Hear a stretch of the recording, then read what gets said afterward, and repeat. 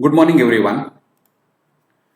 In the last session, we were discussing about the concepts of intellectual property rights, and we discussed the varieties of intellectual efforts.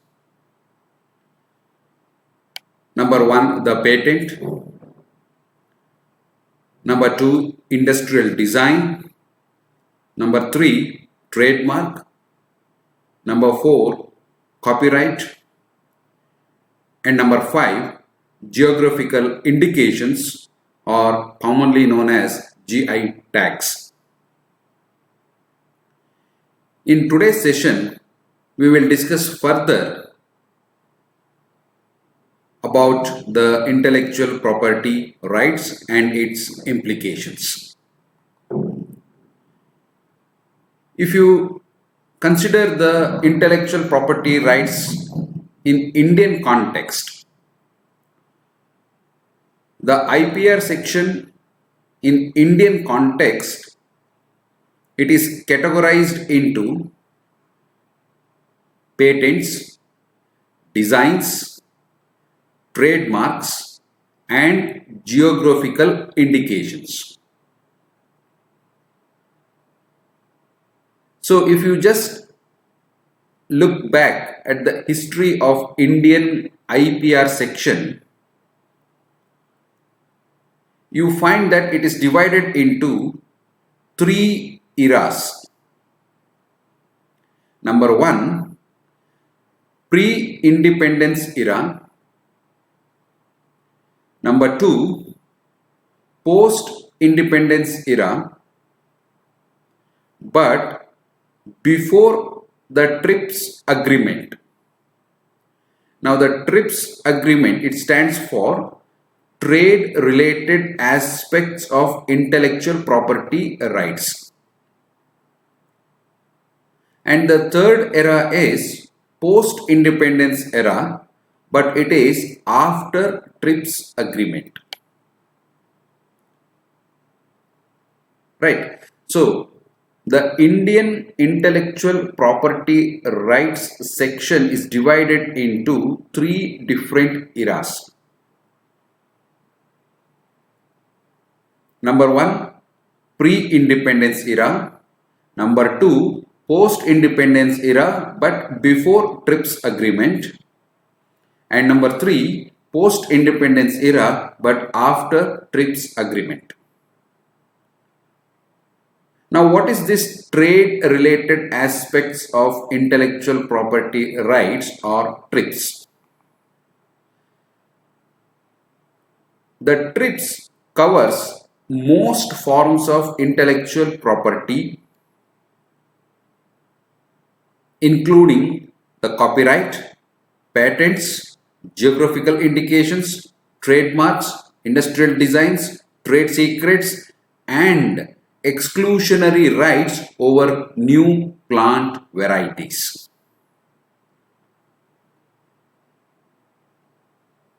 Now this TRIPS came into force on 1st of January 1995. So that is why the Indian IPR section is divided into three different eras. Pre-independence and post-independence era is divided into two eras, that is before TRIPS agreement and after TRIPS agreement. So the TRIPS agreement came into force on 1st of January 1995 and it covers almost all forms of intellectual property, be it the copyrights, patents, geographical indices, trademarks, industrial designs, trade secrets, and exclusionary rights over new plant varieties. Now, if you just look into the context of different eras in Indian IPR section, in pre-independence era in 1856, the first legislation of Patent Act, that is Act 6, came into existence. Then this was subsequently replaced in 1857, followed by 1859. So the India witnessed the first legislation regarding the patents under Act 6, which was subsequently replaced in 1857 and 1859.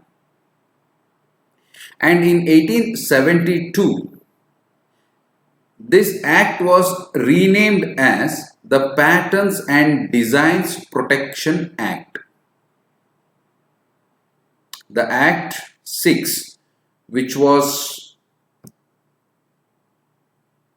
brought into force in 1856 and which was replaced in 1857 and 1859, now in 1872 it was renamed as the Patents and Designs Protection Act. And in 1911, the Act 2, it replaced all previous acts and then it brought patent administration under the Controller of Patents, which was further amended in 1920, 1930 and 1945. Right. Starting from 1856 up to 1945, we saw the Patent Act 6 and then renamed the same act as the Patents and Design Protection Act in 1872. And in 1911, the Act 2, which replaced all the previous acts, it brought patent administration. So patent administration, now it is under Controller of Patents. Now also we call it as Office of the Controller of Patents. This was further amended in 1920, 1930 and 1945.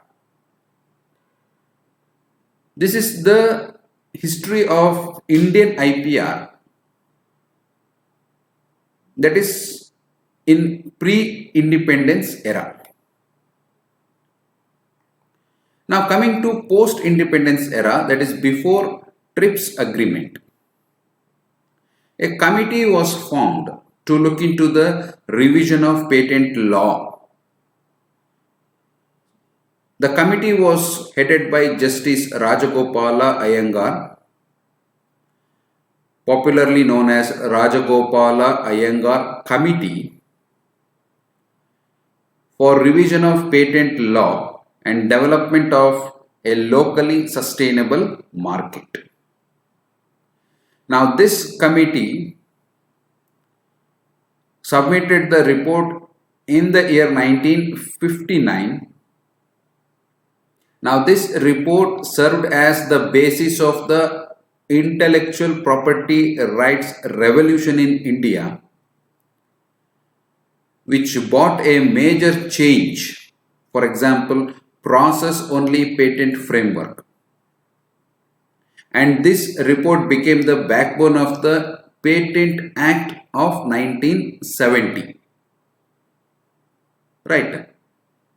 But this Patent Act of 1970 was brought into force in 1972, and this Patent Act 1970 replaced all other previous patent acts or laws, excluding the Designs Act, and this act was there in force for next 24 years, that is up to 1994, because from 1st of January 1995, the TRIPS agreement came into force.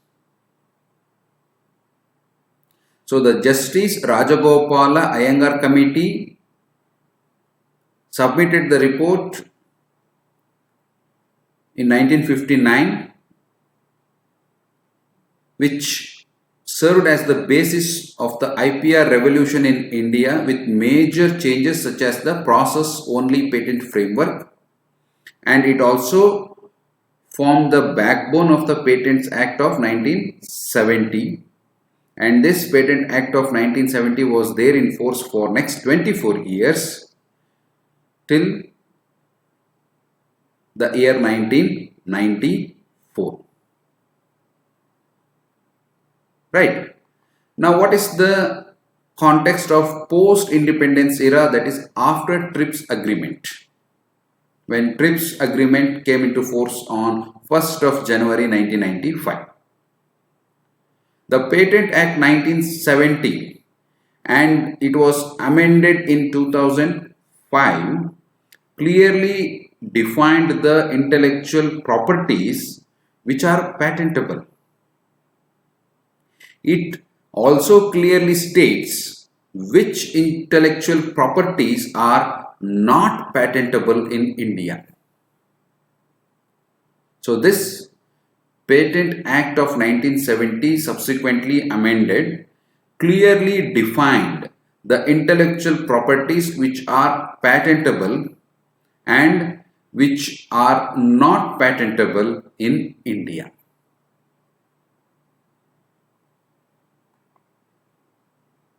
Right.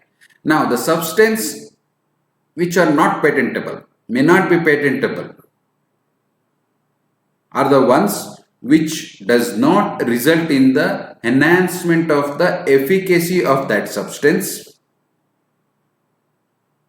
or the mere discovery of any new property or new use of a known substance or the mere use of a known process, machine or apparatus. All these come under the clause not patentable. Substance may not be patentable which does not result in the enhancement of the efficacy of that substance or the mere discovery of a new property or new use of a substance or of the mere use of a non-process, machine or apparatus. Unless such known process results in a new product or employs at least one new reactant, only then it comes under the clause patentable. So any substance which does not enhance the efficacy of that substance or just identifying or discovering a new property of the known substance or new application of the known substance, all of these are not patentable unless such known process, if it results in a new product or employs at least one new reactant, then it comes under patentable clause. Right. Slight change or modest change like salts, esters, ethers, polymorphs, metabolites, pure form, particle size, isomers, mixtures, complexes, combinations and other derivatives of known substance. All of these shall be considered to be the same substance, provided unless they differ significantly in properties with regard to efficacy. Only then it becomes patentable. Otherwise, all of these are considered to be the same substance and are not patentable as per section 3D, E and I of Patent Act 1970, amended in subsequent years.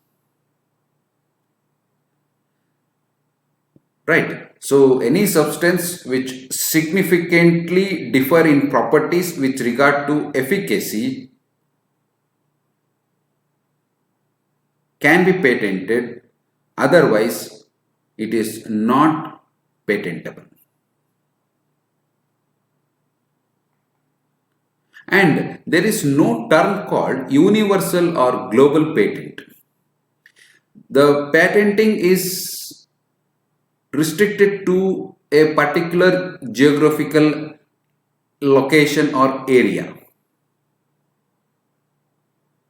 The patent protection provided to the applicant is only for the country applied and is boundary specific. So there is nothing like universal patent or global patent. If you apply for a patent and if you are granted with a patent, it doesn't mean that it covers the protection from all other countries.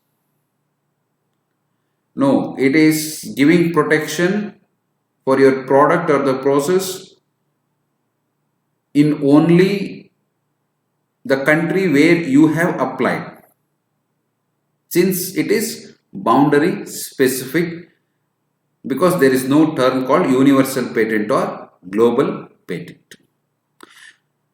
If you want the protection for your product or the process in other countries, then the patentee may apply in different countries simultaneously to get patent protection in those countries.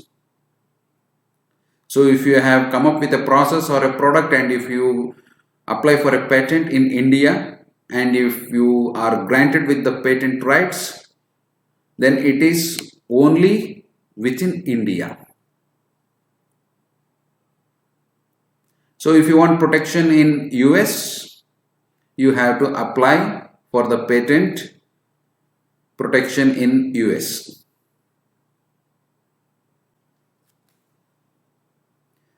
On 28th of this month, that is 2 days before, in a webinar, Justice Gautam Patel stressed on the word IP colonialism, that is intellectual property colonialism. Now what he says is, what we seem to be facing now is some form of IP colonialism, where our brands, no matter how reputed, how well built, do not acquire and do not get the necessary recognition overseas.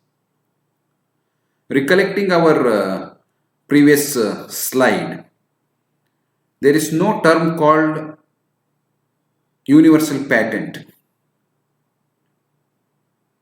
So if a country recognizes and grants patent, it is boundary specific.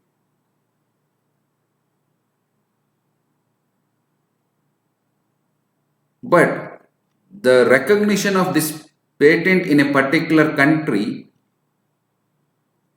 should also be or should also get necessary recognitions in other countries. That is what Justice Gautam Patel is insisting on. He says that no matter how reputed, how well built our brands or products are, we do not get necessary recognition overseas. But on the other hand, we are expected to recognize and acknowledge overseas brands. So he says that there is an imbalance between us and overseas brands. So he uses IP colonialism, which should be overcome. Right? Because it is the internet era and recognition of brands in overseas should be on priority. Okay. I have a small video to make you people understand the fundamentals of intellectual property rights. Whatever we have discussed till now, it is given in this short video. Please have a look at this video.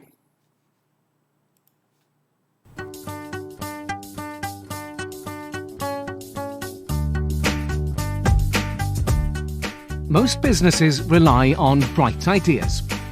Whether it's developing new products, having a great brand, or creating eye-catching designs.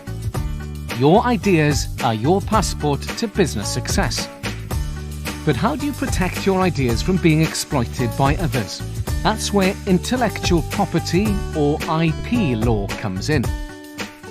There are 4 main types of IP, each working in a different way: trademarks, copyright, design rights, and patents.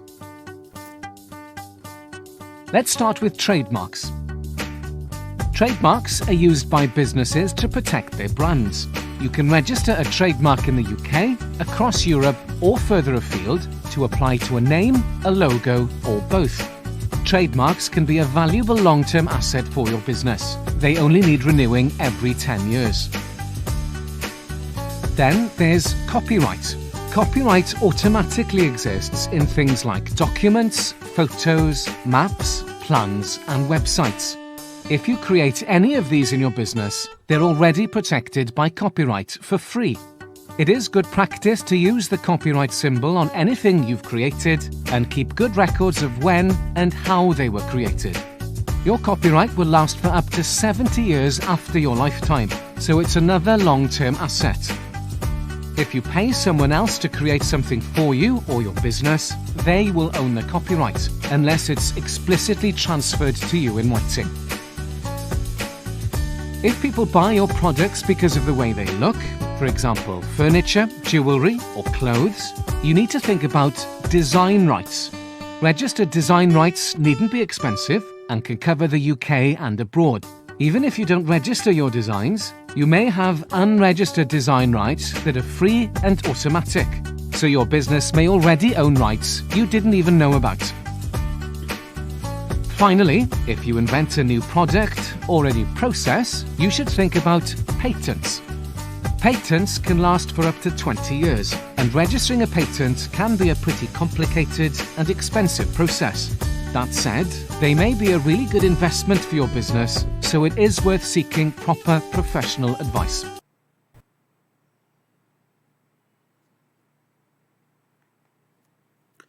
So moving further, what is the fate of patenting genes, life forms, and the impact of patenting on these upstream science?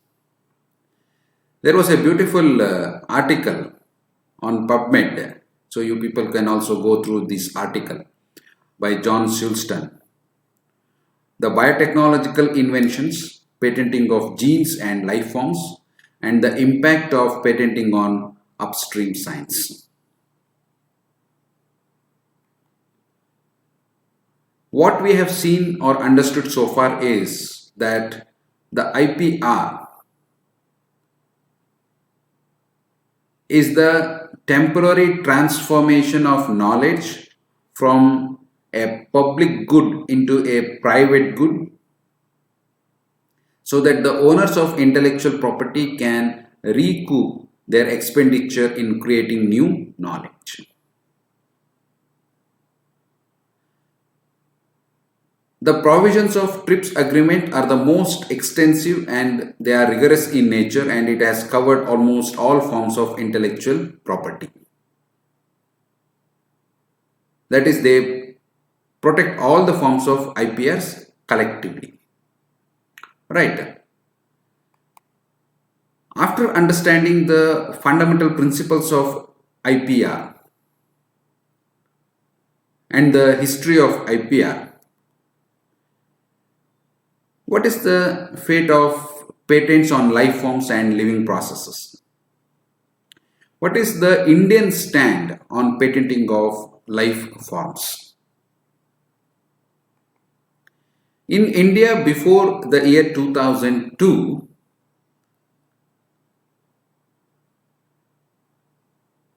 there was an understanding that there is no patent protection for invention relating to life forms. But later, Calcutta High Court held that a process for preparation of vaccine containing live virus is patentable.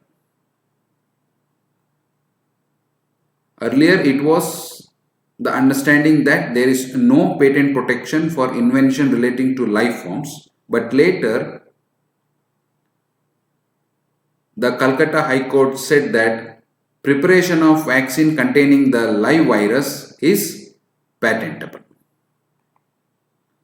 Now the question is, can microorganisms be patented? Prior to 1980, the answer to this question was no.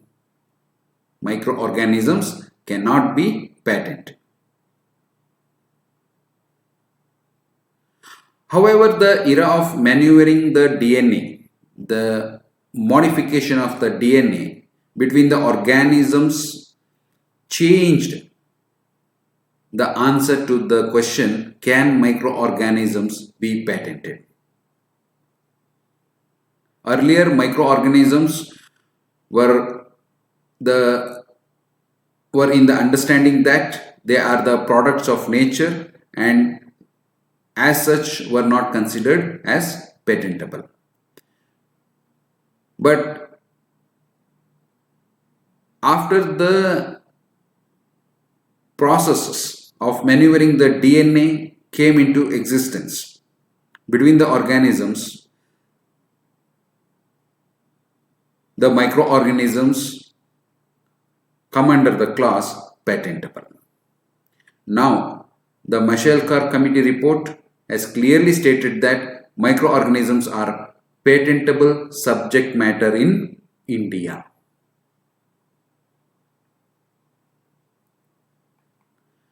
Microorganisms patenting per se being considered to be a product patent, and the period of protection was 5 years from the date of grant or 7 years from the date of filing of the patent application.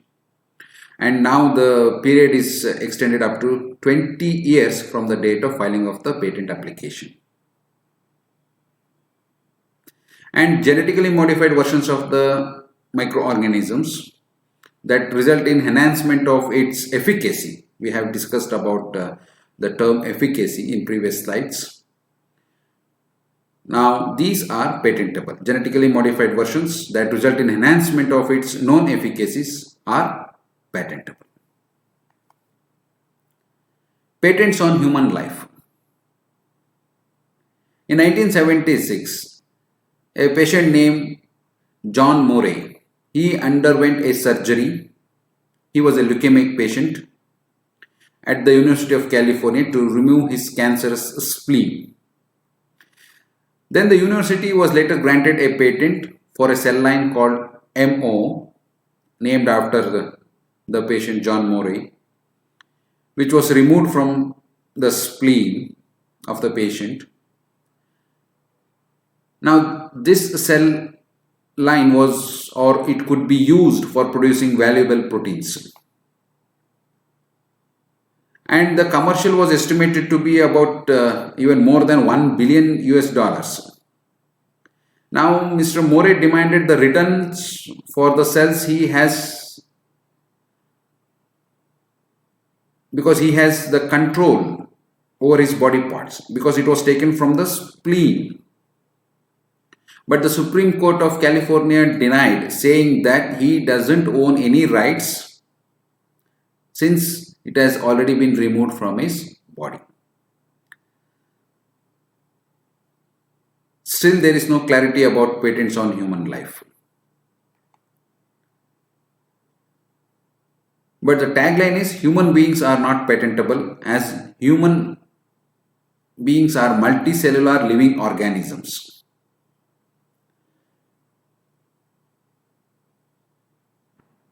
Can genes be patented? Our genes defines us as a species as well as individuals. And hence for human genes there are strong oppositions both on the religious and secular front. But the patent officers have treated genes as a new chemical compound, and they have been granting patents for the composition of the matter, that is for the sequence. So gene sequences are patentable, right? So this is all about the fundamental concepts of the intellectual property rights and its implications. So I'll stop over here for today's discussion. We will continue with a new concept in the next session. Thank you one and all.